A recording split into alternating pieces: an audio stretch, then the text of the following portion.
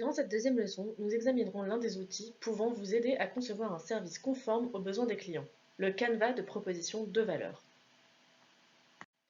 Trois sujets seront abordés. Pourquoi avons-nous besoin d'un Canva de proposition de valeur? Et les deux parties qui le composent de Canva, à savoir le profil du client cible, la proposition de valeur. Présentons à présent cet outil. Si vous souhaitez impulser de nouvelles idées, percevoir un service du point de vue du client, proposer quelque chose dont il a vraiment besoin, et soutenir votre équipe marketing dans la création d'une campagne de marketing, la carte proposition de valeur peut être un outil très utile. Il est parfois difficile de promouvoir la valeur d'un produit si l'idée initiale ne repose pas sur des bases solides. Certains proposeront un service sans analyser les besoins réels du marché, d'autres peuvent se sentir paralysés à l'idée de ne pas créer quelque chose d'utile.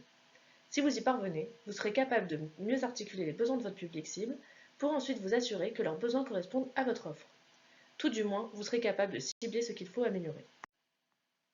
Essayez de remplacer les mots en gras de la diapositive précédente par vos aspirations, qui vont être présentes dans le premier paragraphe de la dernière diapositive, vos problèmes du deuxième paragraphe et les bénéfices du troisième paragraphe. Vous trouverez le profil du client, la première section du Canva de proposition de valeur, construit sur la base de ce qui pourrait être vos objectifs, vos obstacles et vos gains. Continuons.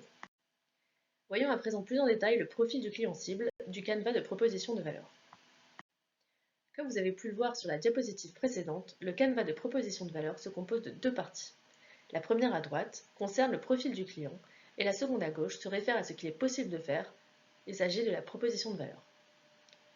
Tout d'abord, vous devez remplir le segment des aspirations ou tâches en utilisant des verbes d'action concrètes.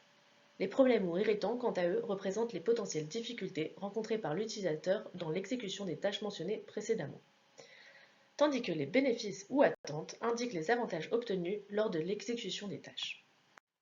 Passons maintenant à la deuxième section, celle de gauche, la proposition de valeur. Cette section comprend les produits et services. Il représente la proposition de valeur visant à créer des tâches répondant aux besoins de l'utilisateur. Les avantages, moyens et générateurs de bénéfices définissent les avantages de l'utilisation du produit ou du service. Les soulagements ou les solutions renseignent sur la capacité du produit ou du service à simplifier un processus ou à éliminer un obstacle dans l'accomplissement d'une tâche. Passons à présent à l'exercice. Maintenant que vous disposez d'outils théoriques et d'exemples, essayez de compléter votre canevas de proposition de valeur. Vous avez quelques questions utiles à avoir en tête.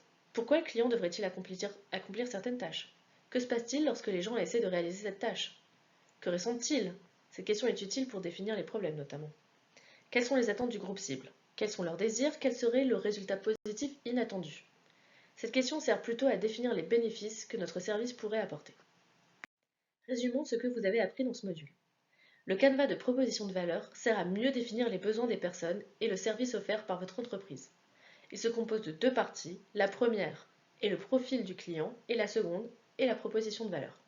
Chacune de ces deux parties est à son tour composée de trois sections.